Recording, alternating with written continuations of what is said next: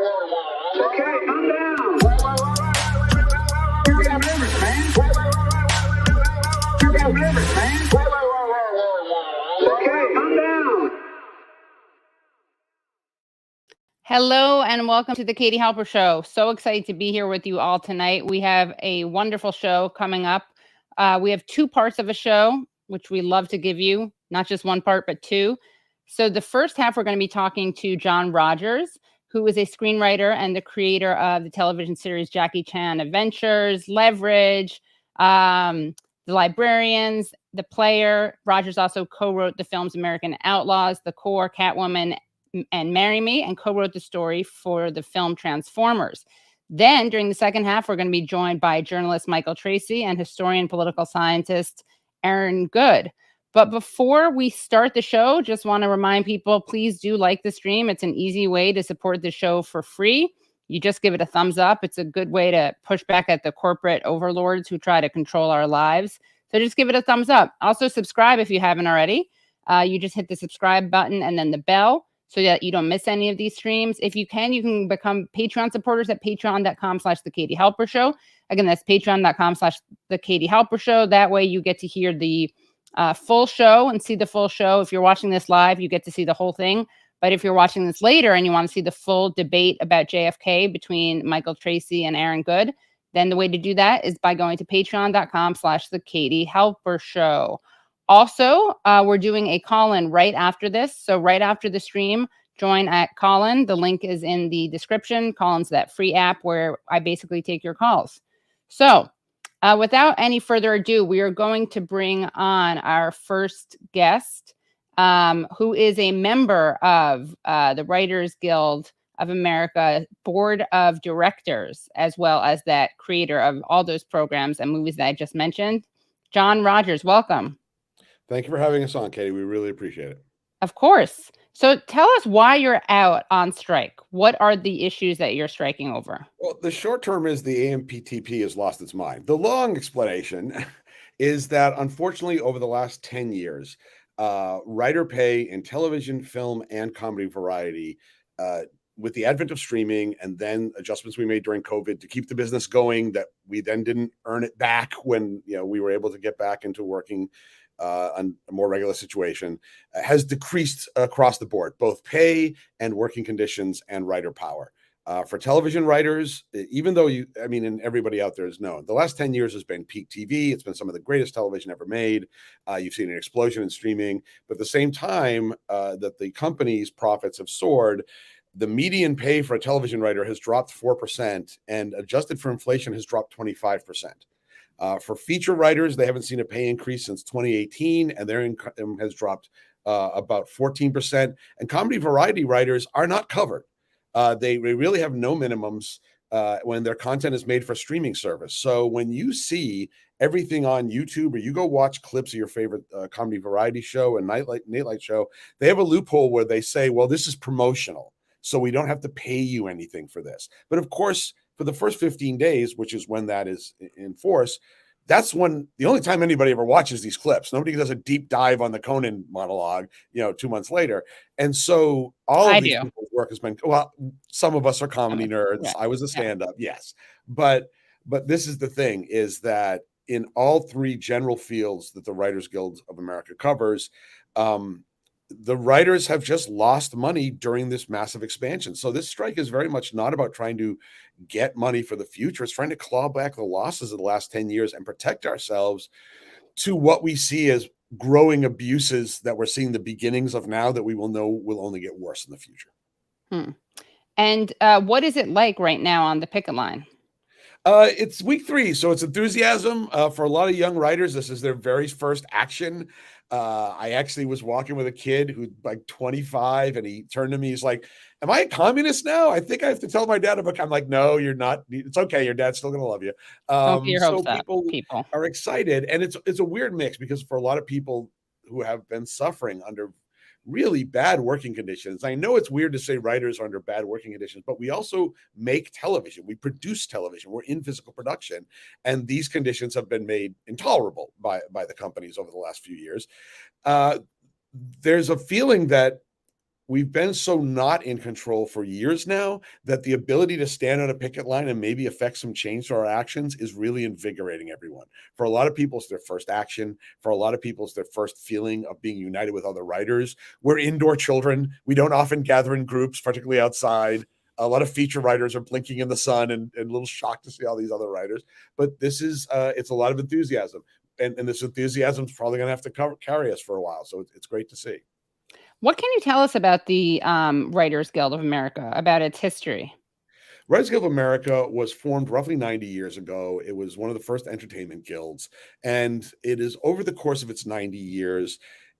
And this is one of the reasons that we had a 98% strike authorization vote. The guild is incredibly united in this particular action because we know everything that we have now came about because of a strike that the Writers Guild did over the last 90 years. Several writers, including Cory Doctorow, who I'm sure you know, have pointed out that Hollywood labor unions are really the only matured labor force in America that has managed to maintain its power. There's a reason that even the truck drivers have good middle-class lives and own houses. You know, this is a union town. This is a union business. And so our health and pension we got because of a strike. Our residuals we got because of a strike. And particularly inspiring, the reason we get residuals, which are the TV and movie equivalent of copyright, of author's copyright, is because the writers in the 50s gave up everything that came before, everything they had made, and struck so every writer after them would get those residuals. Wow. I mean, that's stunning when you think about it. They gave up every claim to their life's work so that future writers would not be treated that way. And that's the example we're following, you know, as we move forward. And this has been the tradition of the writers.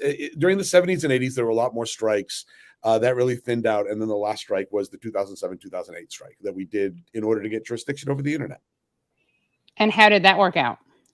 Well, it was important because, you know, when we went out, we had kind of screwed up DVDs because Hollywood, and look, I think one of the reasons people are sympathetic to the strike is they realize it's all big companies now, not just Hollywood.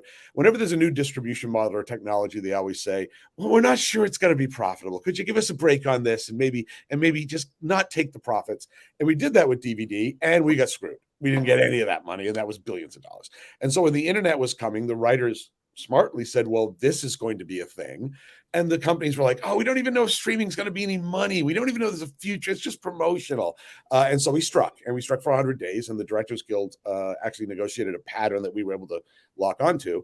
And as a result of that, we got jurisdiction over the internet, which is now 50% of the business, hundreds of millions of dollars in writers' pockets, that if we had not struck 50% of television and movies now, we just wouldn't have any claim on. So I think that's really, hindsight has shown us how important these actions are. And what does that mean, jurisdiction? It means that we get to set the rules for payments, residuals, working conditions, pre-production, that sort of thing. We basically get to be a partner in the conversation about how we're going to move forward working in this system and how we're going to get paid based on it. And one of the challenges is each time there's a new distribution model, the Writers Guild contract is a living document. Nothing's ever taken out. It's only added on. So we have to negotiate a new set of terms for every time there's a new model for production, distribution, and payment. And so that's what that means. There would have been no streaming residuals. We wouldn't have gotten our back end. Writers would have been paid for any of these streaming shows or movies that you see now if we hadn't struck that. Because we have to explicitly put in the contract every time there's a new tech and a new distribution model, what the rules are of how we get paid and how we work. Wow. So what is it that you are waiting for?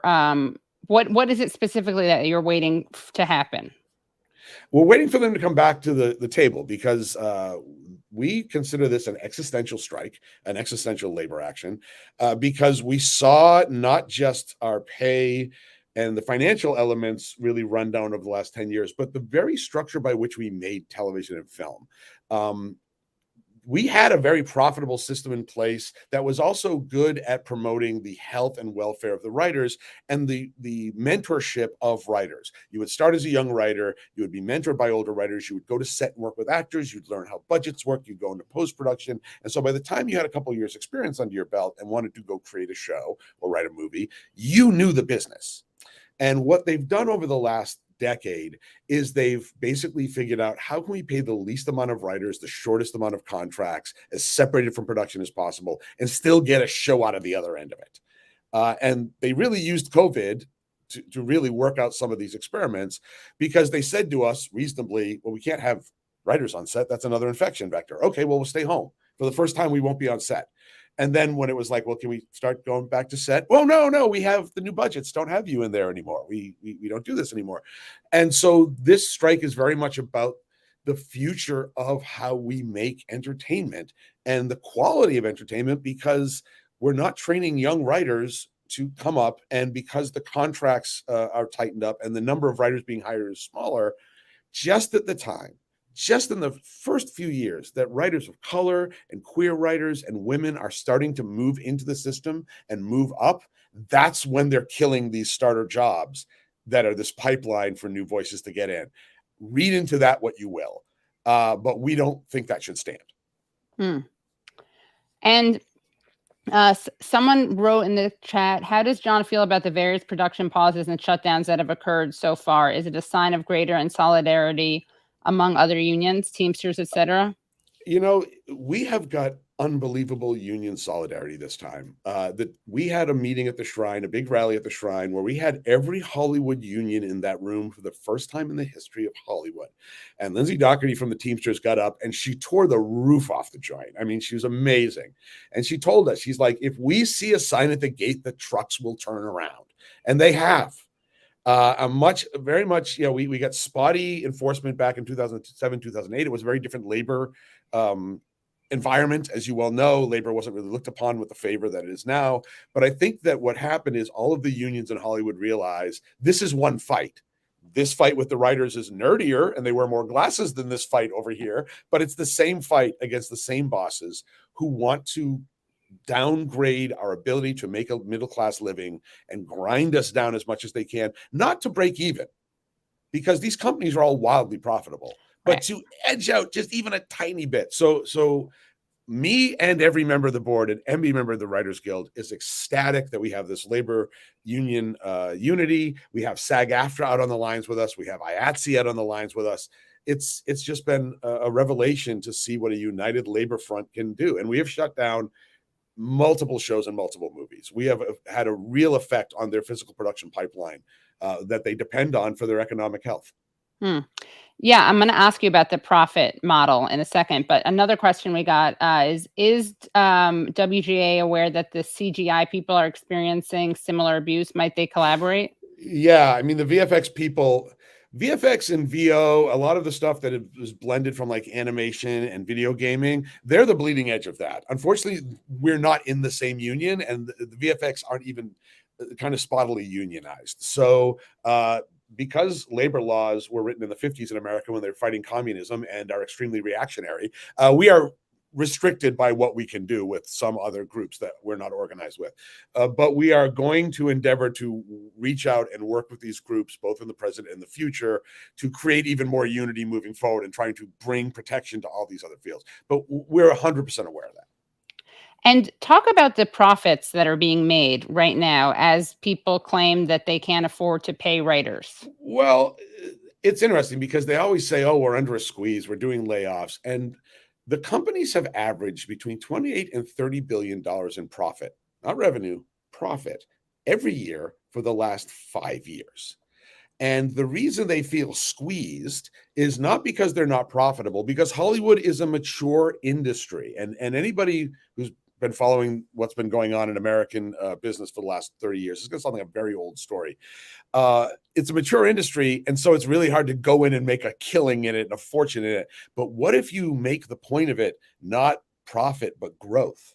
And that's what happened. The streaming model gave these companies a chance to start following the Wall Street mantra of, oh, we're going to give you exponential growth. Growth is going to be the point of this. And so when these guys say, oh, we're squeezed, we're not hitting our numbers, they're not profitable. They're not hitting the insane growth numbers that the Wall Street people demand for the ridiculous payouts that they want. My sympathy level is zero because, if they argue, oh, we can't afford to pay people because we took $30 billion in debt so Discovery could buy Warner Brothers, I would like you to go to the WGA and point to the writer who told them that was a good idea. None of this us thought was a good idea.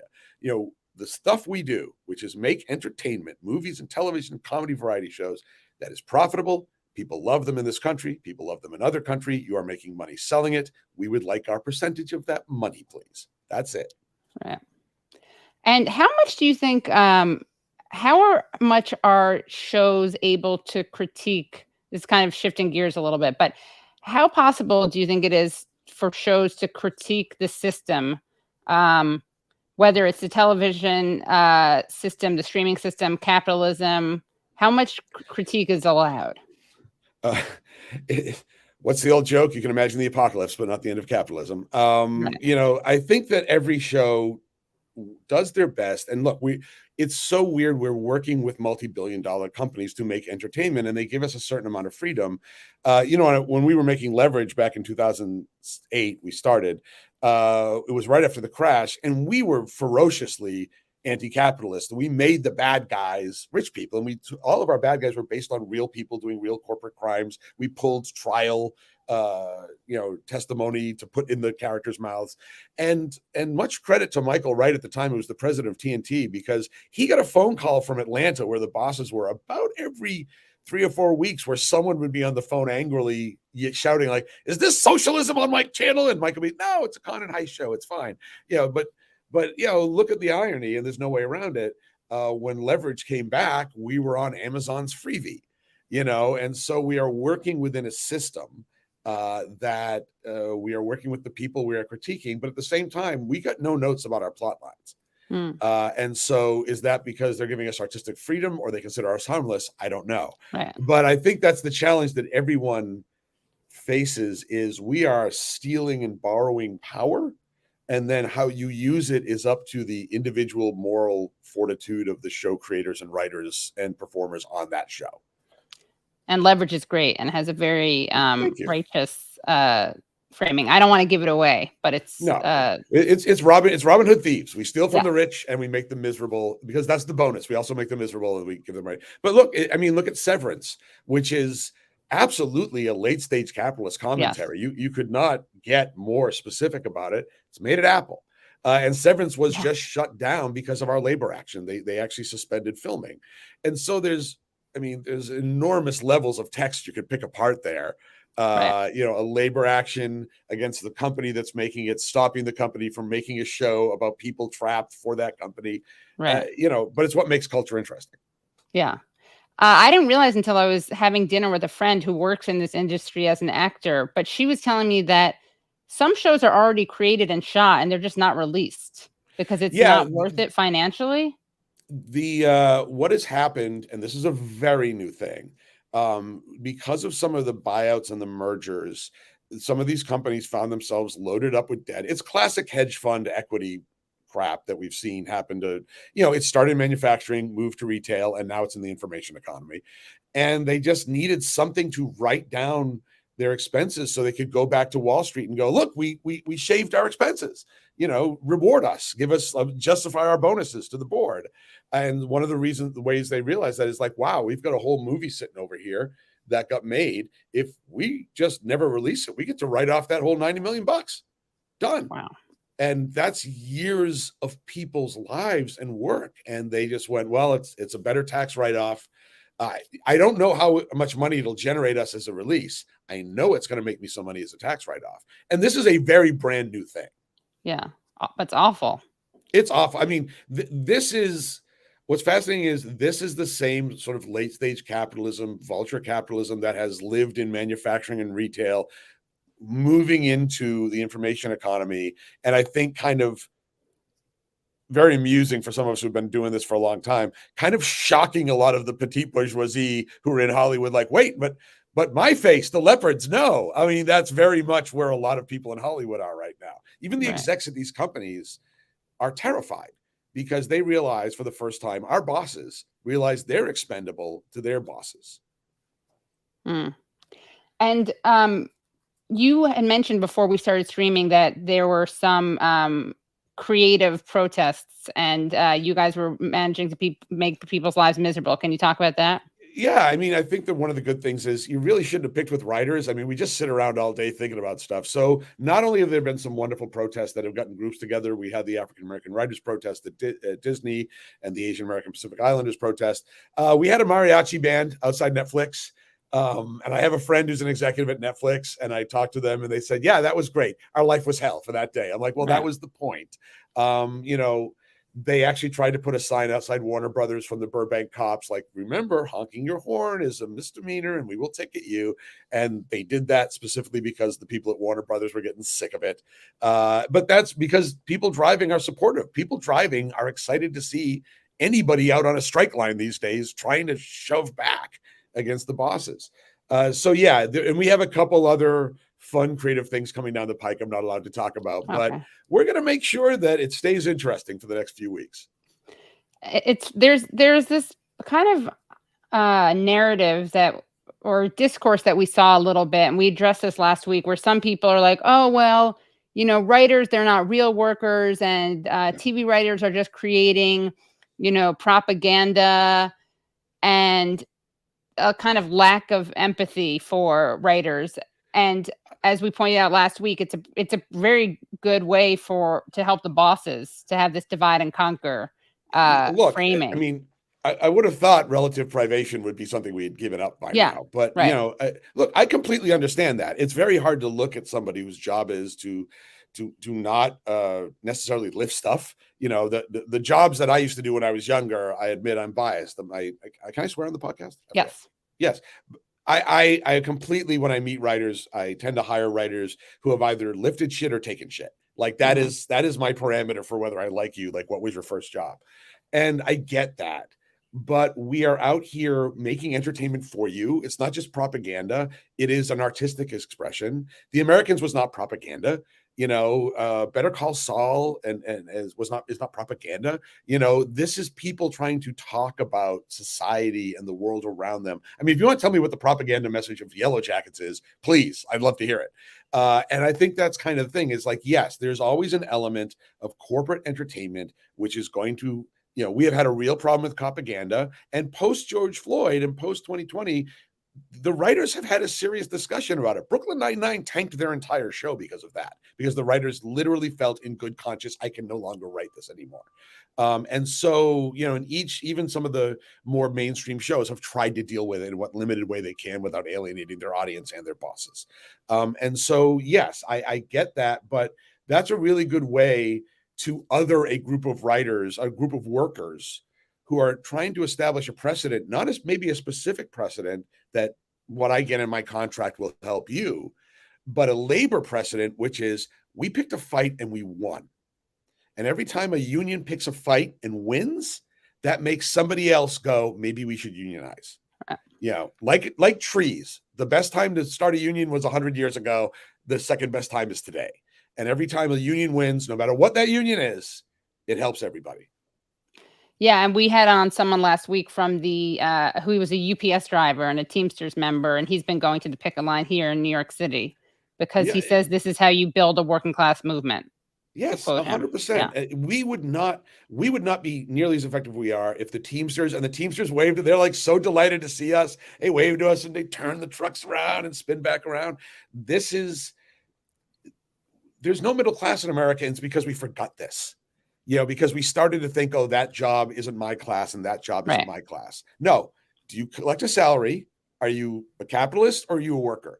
If you're a worker, doesn't matter what you do, you should be in a union and you should be supporting each other. And we're rebuilding that after we screwed it up for 30 or 40 years. And now we have to rebuild it up. And how did everybody's project.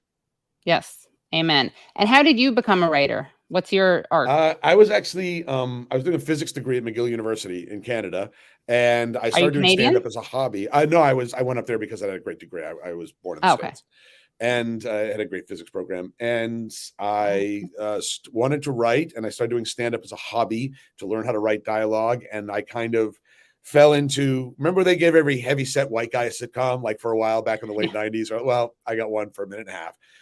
And then so I fell into the TV side, and then I really wanted to write more than act. And so I just kind of picked my way through various jobs. I put my head down, and 30 years later, it's a career.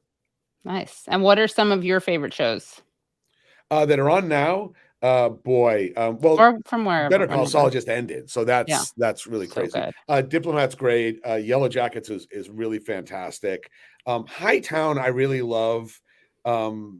just because I grew up on sort of into that Cape Cod thing, and it does a really good feeling of catching that Block Island, Fire Island vibe, down there. TV, Somebody Somewhere is fantastic. It's really a great look at people trying to scrape out their lives in Middle America, and it's just got really great non-traditional leads. So I think the half-hour space is doing really interesting stuff right now. Barry's magnificent, but Barry's just the easy answer. Barry's just like, well, of course, it's gonna be a show that kids say they got into TV writing because of it. Right. And Bill Hader being that good a director is fundamentally unfair. Yeah, you should be that good an actor and that good a director. That's just and wrong. comedian. Yeah. But it's also, I think it's interesting. There's a lot of great indie films coming out now. I mean, it's just a really great experimental space. But the frustrating thing is we should be using all this great television to train the next generation of writers, and the bosses aren't letting us. And as a result, you're going to see this pipeline dry up, and you're going to see unique voices that you should be hearing from not get their jobs and not get their shows out there. And have you always been kind of politicized, or did you become politicized? My father's very amused by this because my grandfather was a union organizer. He was a truck driver, and he's very much like, oh, this is your grandfather's genes, 100%. I think it was interesting because I went to school in the 90s, late 80s and 90s in Canada. So I got an outsider's view of America during the Reagan and Bush years. And that can't help but politicize you, because if you're inside the model as a middle-class white guy, you're not going to get the same thing as when you're living in Canada and your friends are going, well, that's insane. Right. And you're saying, I wouldn't have known it was insane if I weren't out here.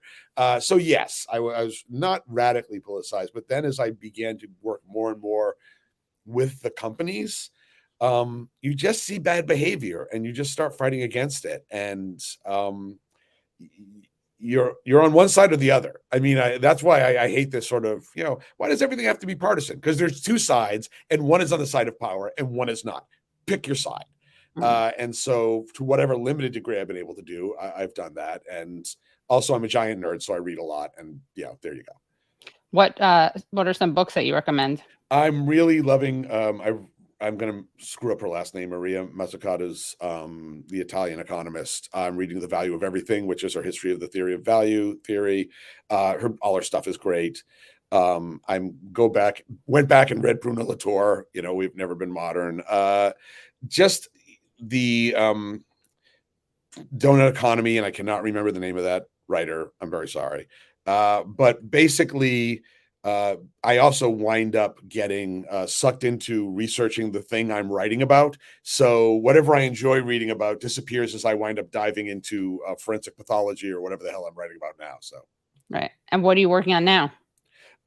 Right now, I have two things. I have my own projects, one of which I just came on to supervise an IP at Amazon, though we'll see if that deal closes, because it didn't close before the strike. But my production company that I started about 8-10 years ago specializes in advancing traditionally underrepresented writers, so Native American writers, LGBTQ plus writers, women, writers of color, with the idea that I'm the old white guy they trust. And look, you can trust. Here's a voice you wouldn't let in the room, right. and I'll help produce their stuff. And so we have a really striking show in development at HBO right now about the Native American experience in the Midwest. And so we're just really excited to get these new voices on television and in film, because it's so striking. Hollywood's an empathy machine. Like, our job, if we do it right, is to get you to see other people's viewpoints. And that's one of the challenging things about writers, is we constantly have to put ourselves on other viewpoints. And the great struggle of the early 21st century is the death of empathy. And so really, we're trying to get you to see somebody, and through their voice and their story and how we show it on your screen, at the same time that there's a very large section of this country which says, no, we don't want you to understand people's viewpoints. Your viewpoint is right. You should be afraid. You should be huddled up. New different voices are bad. And this is one of the existential struggles of the early 21st century. It's sad that it's fallen upon our goofy shoulders to try to do it, but here we are. Yeah. Well, you just reminded me of, for some reason it came into my head, the idea of empathy and how art can really create that. And sometimes it's can be very subversive, especially when it's very pop culture. And I always think of that movie 3 Kings with Yeah. George Clooney, Ice Cube, and Mark Wahlberg. Which the reason that movie should have done better and didn't do better is because it was unflinching and it should have come out 10 years later and it would have been a classic. yeah, But at the time, it was far too subversive for what they were, that the culture was ready for. right, And that, I think, is kind of the challenge, is how do you, using the company's money, the company's distribution system, which are entrenched within channels of power, get stories about people who are not in power, out of power, or different visions of power out there. And I forget the British philosopher who said the argument's the point, but like, that's the point of entertainment. You should constantly be challenged. There's just some stuff that bores you, some stuff that excites you, some stuff right. that challenges you, and some stuff that you realize didn't slide the knife in until about 2 years later, Right. if you do it right. I was just amazed. I remember that movie was able to get made at all. That it was That such a is a mainstream star cast, using their and influence. yeah, Yeah. yeah. Yeah. Because that, of course, shows Iraqis in a sympathetic way. Yeah. Which, And look, that's kind of the trade-off we're constantly doing in Hollywood. I'm going to make one for you, and they're going to use the power and influence that I got by making one for you to do one for me. And the good people in Hollywood use that one for me to advance voices and storylines that are not traditional. And then they burn off that power and influence, and they go get some more power and influence by making the bosses happy again. But this is the constant exchange. right. Well, John Rogers, any final words? This has been so great. I really enjoyed this. We want to thank everyone for supporting the strike. We're very gratified that this labor action seems to have gotten a lot of popular press and popular support in a way we didn't anticipate. If you would like to support us, the writers are taken care of. There is, however, the Entertainment Community Fund that you can Google. We are raising money for our friends on the cast and crew that are suffering because we're not in production. The writers themselves have raised $1.6 million for our assistants, for the people working on the sets, etc., who are out of work because of this.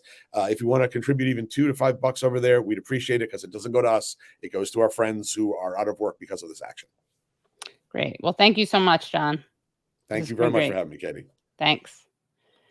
All righty. That was an amazing discussion, and I really recommend Leverage. It's a great show. It's very fun. It's a heist show, but it also has a great political message. So we are just going to keep this show going. I just want to remind people, of course, to like the stream if they haven't already, to subscribe, share the news with your friends. Someone in the chat just said that they didn't even know about this channel until the other day. The algorithm sucks. Well, yeah, it sucks, which is why I would like everyone to hit the thumbs up button, because that's a way to get the word out, apparently. And right after this, we're going to be doing a call-in chat. So that's always fun. That's where we take your phone calls, basically. And I'm going to bring in the next guests. And also a reminder, become Patreon supporters at patreon.com/The Katie Halper Show. Again, that's patreon.com/The Katie Halper Show. You can also become YouTube supporters. And if you pay $5 a month, and I'm so grateful to everyone who becomes Patreon supporters, whether it's at the $1 a month level, which just makes the show happen, or the $5 a month level, which is gets you extended interviews and bonus interviews. You can do that at patreon.com/The Katie Halper Show, and that way you'll be able to see the full debate between Michael Tracey and Aaron Good, which we are about to have about JFK. So I'm going to bring in our next two guests. Michael Tracey is an independent journalist. Aaron Good is a political scientist and historian, the host of American Exception podcast, and the author of American Exception, Empire, and the Deep State. So welcome, Aaron and Michael. Hello. Hello. You're muted, Aaron. Silenced. Okay, great. Thanks, Katie. Of course. So let's see. I thought we could start. Obviously, it goes without say that people probably know this, that someone named RFK Jr. is running for president. And through his running for office, a discourse about his uncle, JFK, has been kind of reintroduced. Well, he introduced it. It's not just that it happened to be reintroduced. Sure. He's leveraging that to enliven his current campaign. That's the only reason it's being discussed at the moment. Yeah, I mean, I think that, sure. Okay, so he's bringing it up, but I think it's not inconceivable that it would be brought up by other people. Sure. Just not in the same way probably that he's been doing it. So I thought we could start off by watching just two short clips of RFK Jr. Talking about his his uncle, JFK. In the first one, he's asked, was the CIA involved in murdering JFK? So let's hear what he has to say. I believe they murdered or were involved in the murder of your uncle. What have you come to personally? The CIA, yes, they were definitely involved in the murder and the 60-year cover-up. They're still not releasing the papers that legally they have to release. But I don't think there's any doubt if you look at this huge, monumental mountain of evidence and confessions, and so many people have confessed to their involvement. And for anybody who has doubts about that, I would recommend a book by Jim Douglas called The Unspeakable, because I think he's done a better job than anybody else at kind of assembling and distilling all of the millions and millions of documents that have been released over the past 50 years. And these revelations are released incrementally, and so nobody really takes notice of them. But when you put them all together, the story is very clear. Okay, and now let's watch another clip from Fox. Let's hear what he has to say here. Confessions of people who were directly involved in the plot, who were involved in the planning of the plot, who were peripheral to the plot. There's a 60-year cover-up. The Warren Commission was run by Alan Dulles, who was the head of the CIA, who my uncle fired, and then insinuated himself onto the Warren Commission and essentially ran the Warren Commission and kept this evidence from the Warren commissioners.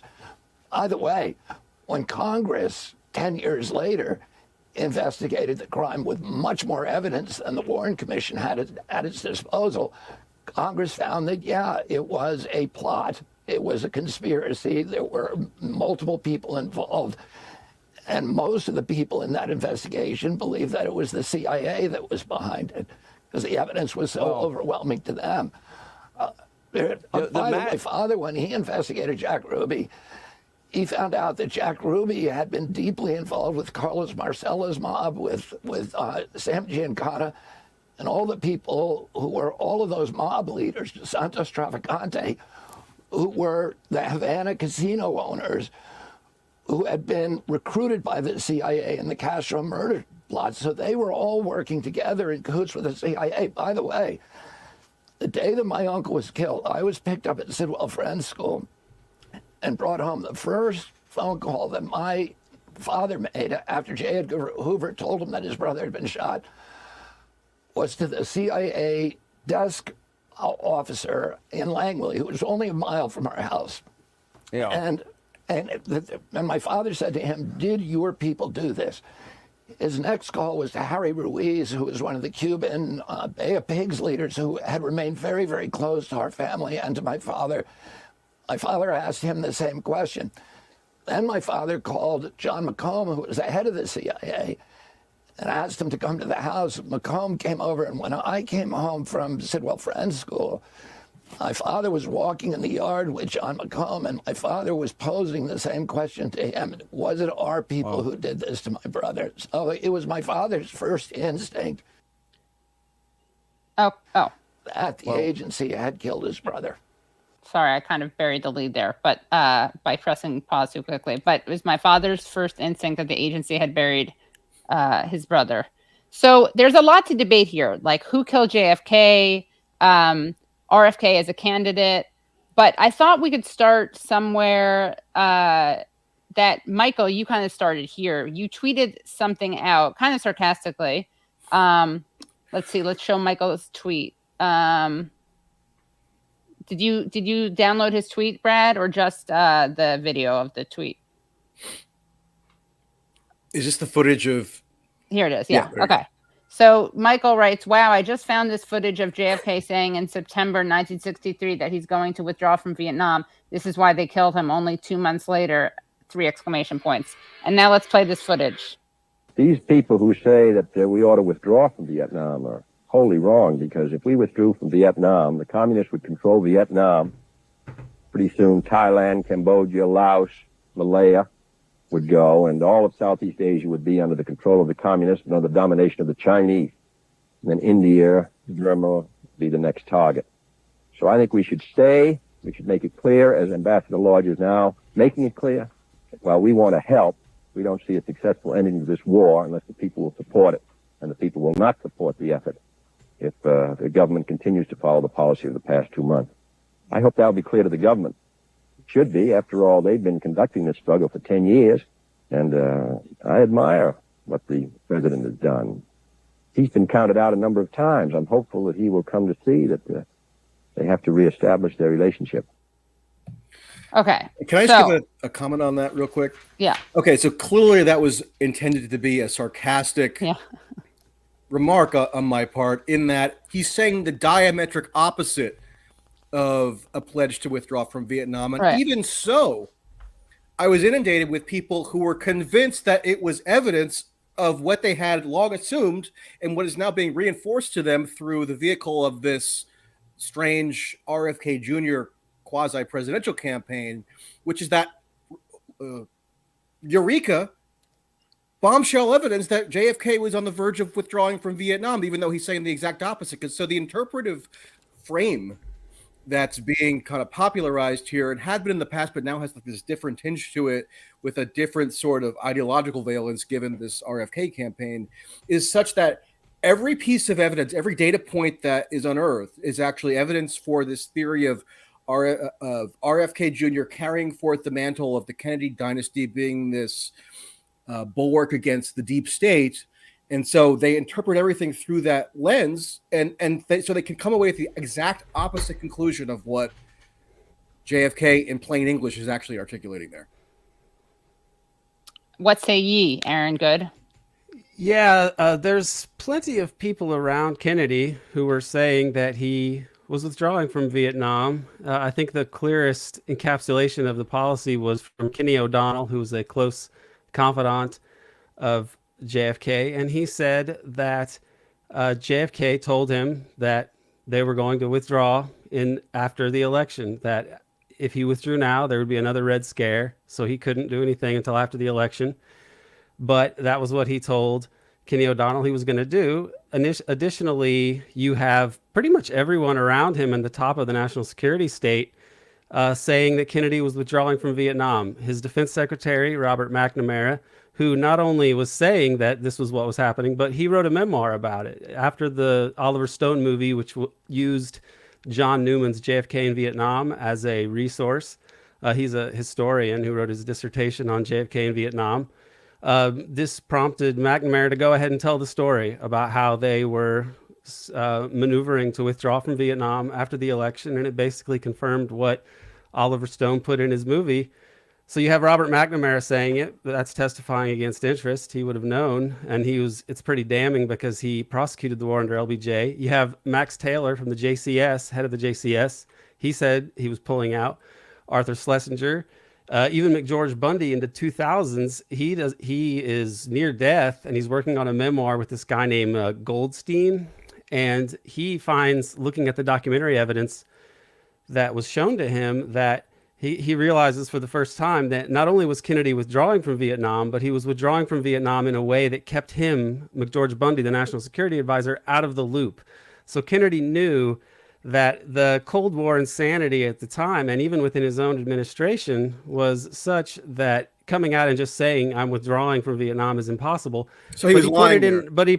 He was dissembling. I mean, there's a lot of the Cold War is utterly insane. The Cold War. Hey, I didn't interrupt you, buddy. Wait, hold on.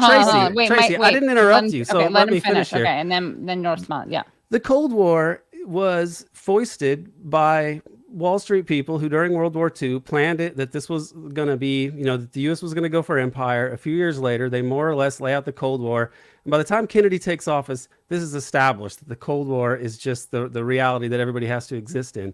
So everybody has to seem very tough. There's no way you could be elected if you weren't accepting the general tenets of the Cold War. So that's what JFK had to accept. He did have to dissemble and or obfuscate some of his intentions at different times for political reasons, because otherwise he wouldn't get reelected or elected in the first place. So was he perfectly honest at all times? No. But if he was, would he have had any chance to get into the White House in 1960? No.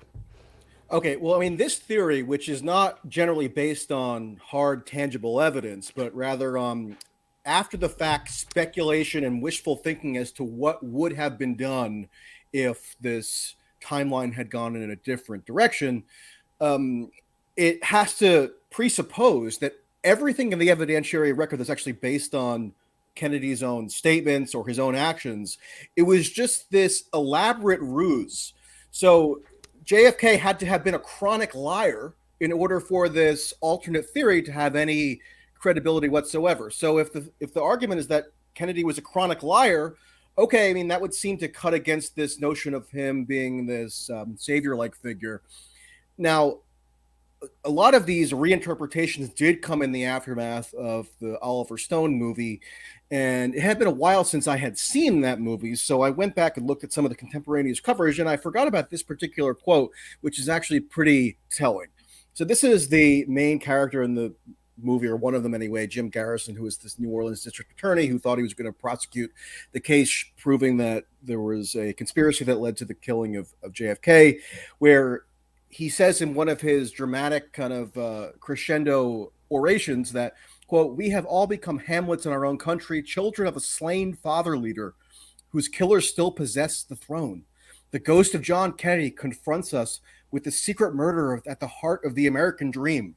Okay, so that's like compelling, I guess, dramatic writing, but it also is mythological, just kind of bombast that people get sucked into and then recreate the factual record in order to support. And here's one element of the factual record that doesn't comport with this thesis at all, which is that if you look at the speech that JFK was en route to deliver on the day of the assassination in Dallas, one of the things that he's boasting about is that he, JFK, the Kennedy administration, had ushered through a 600% increase in special forces capacity within the government, including the CIA.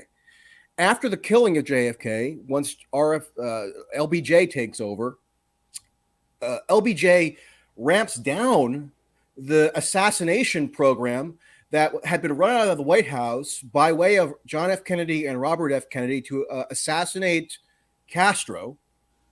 LBJ actually tamps down that program. So why wouldn't the CIA then want to kill LBJ? They're the ones who he's the one who actually reduced their power.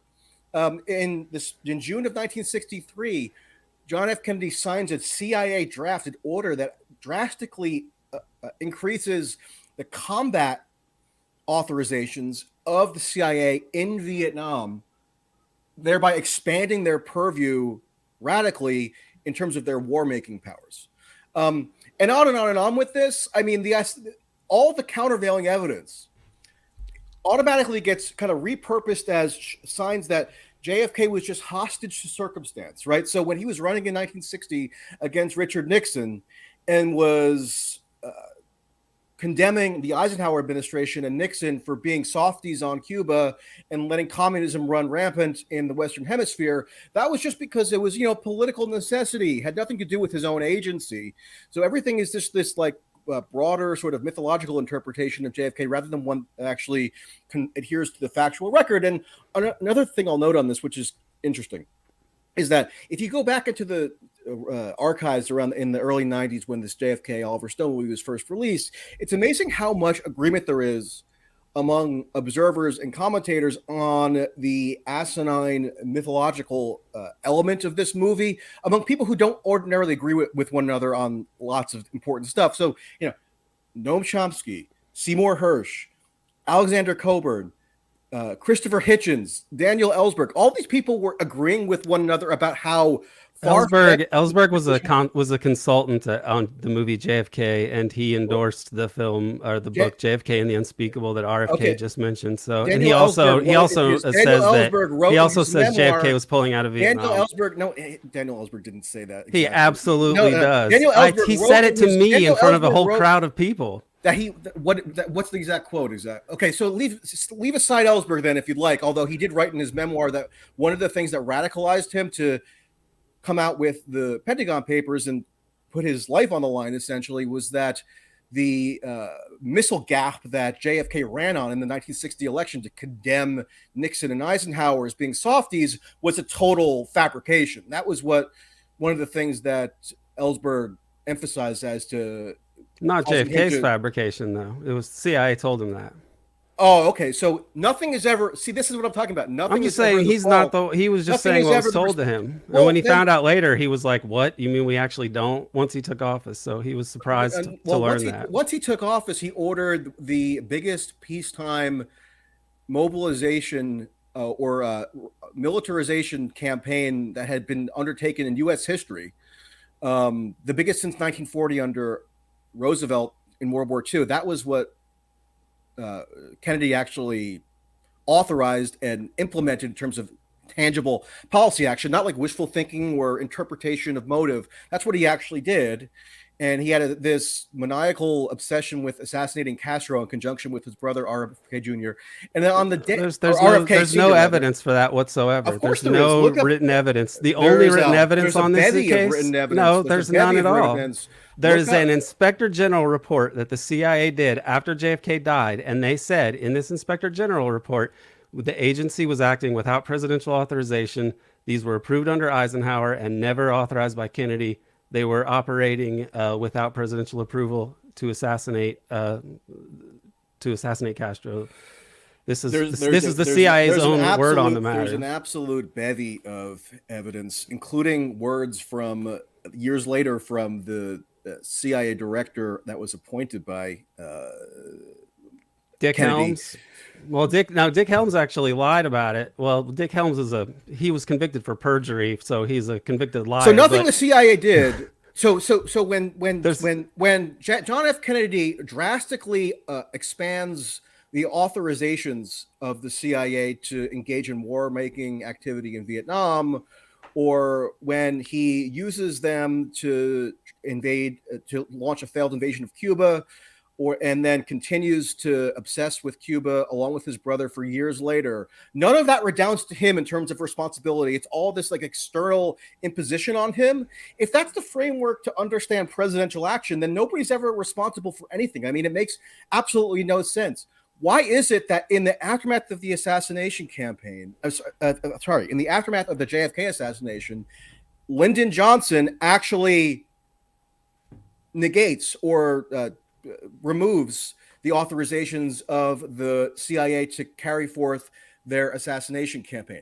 I mean, all this mythical reinterpretation of the Kennedy administration requires assuming that Seymour Hersh is just a liar.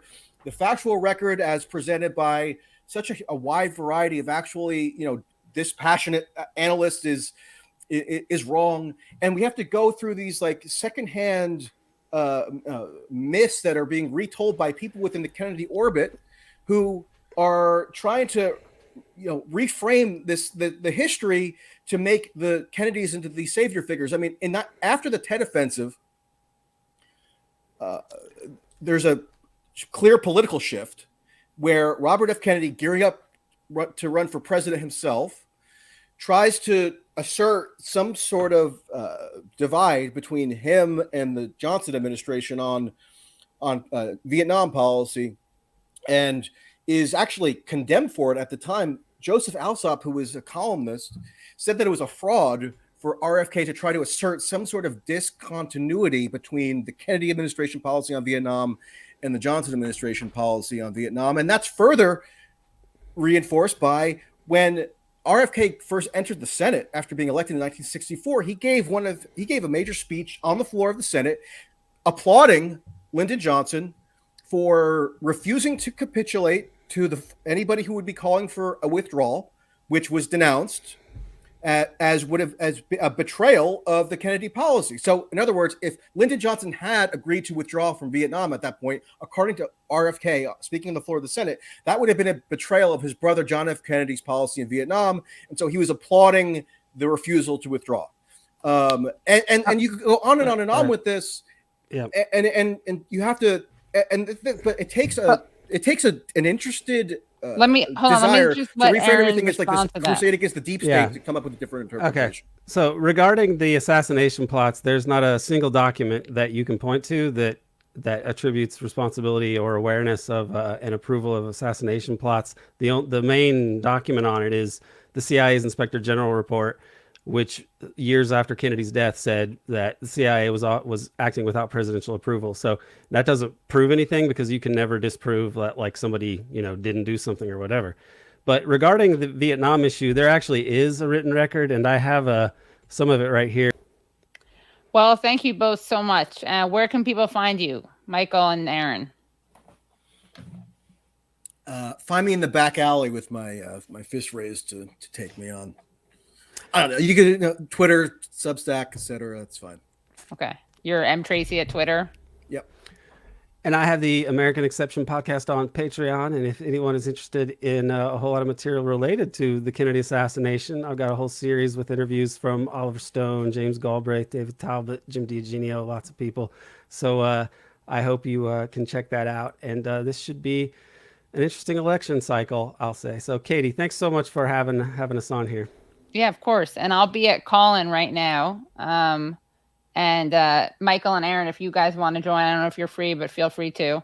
But I'll definitely be there. And don't forget to see this full debate. Go to patreon.com/The Katie Halper Show. Again, that's patreon.com/The Katie Halper Show. Thank you all so much for coming.